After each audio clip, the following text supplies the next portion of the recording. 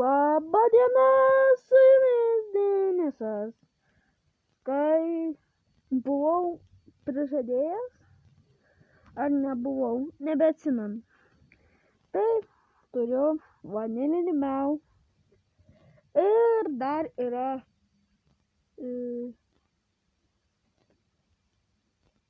karamelės miau ir mėlynio. Tai mėlynio aš nežinau, kuris yra, bet žinau, kur yra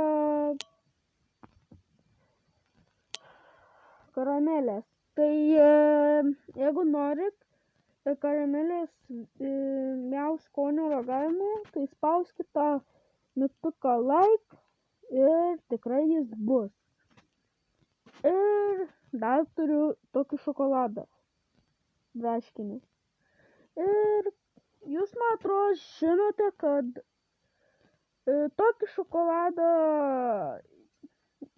galima nusipirkti. Yra parduotuvėse, jis dabar yra su nuolaida, bet nežinau, jūs esat, man atrodo, ragavę, ar nesat, tai nežinau. Tai gerai, ragausim vanilinį miau. Yra kiti youtuberiai, kurie ragaudavo miau vanilinį, tai mačiau, kad Enoksas ragavo, bet jis su priedais. Ir mačiau Gusto prieš kelis mėnesius. Tai ja, tai ragaujam.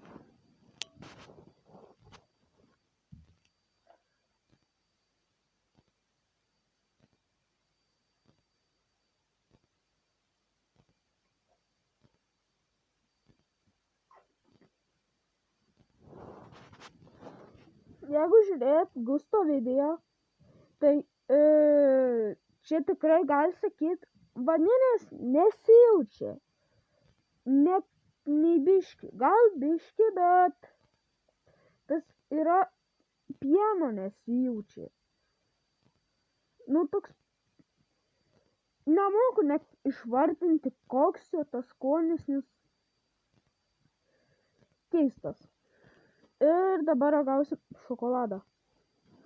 Kažin, ar tiks, ar netiks.